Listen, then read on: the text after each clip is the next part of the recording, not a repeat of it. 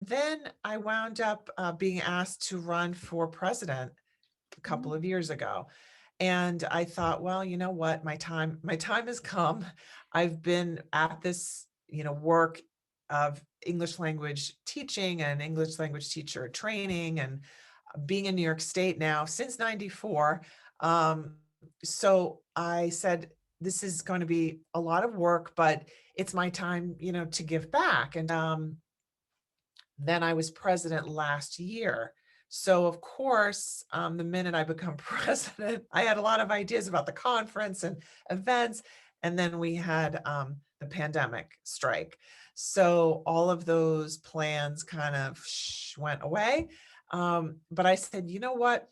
Our teachers really need us. We need each other. So we got very active with planning and using the Zoom, using the digital universe, and hosting a lot of webinars and events from basically March through the fall of the year. So of this past year. And our conference, of course, became completely virtual, which was our first time doing that.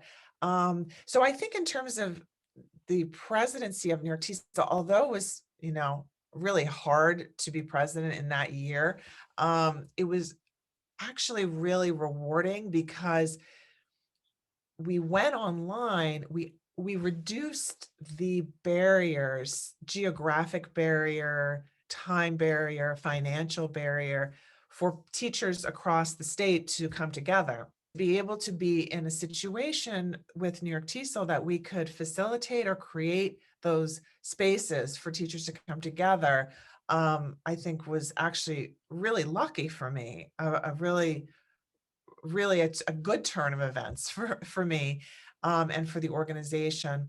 And our conference, which was in November of 2020, was to me just an absolute just pinnacle, just a high point for me in my career because to go from being a new teacher where don't you don't know really what you're doing, don't know how to keep a grade book, classroom management, no clue, planning a curriculum. I was planning just that day, forget planning forward. um Wondering, like, was I really making a difference? All of those things. To then over the career, really 25 years or so of doing this work and connecting with other teachers as colleagues and also as a professor.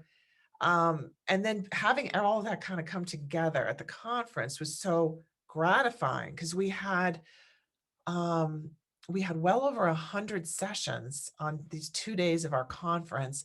Every one of them was voluntary. Um, we had people from very well-known people in TESOL, Diane Larson Freeman and Stephen Krashen.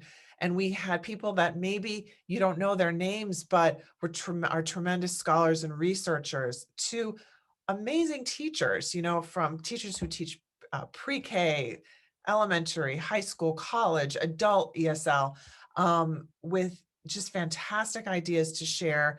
The sessions were just amazing, I think. Really, I think it was the best English language teaching conference that I've seen, done online.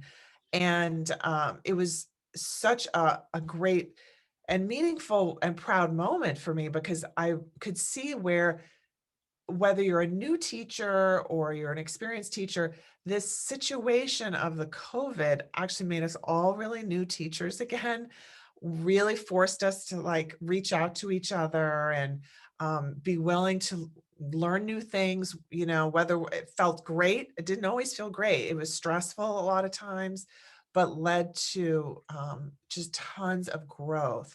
So I think thinking about how we can kind of keep that energy.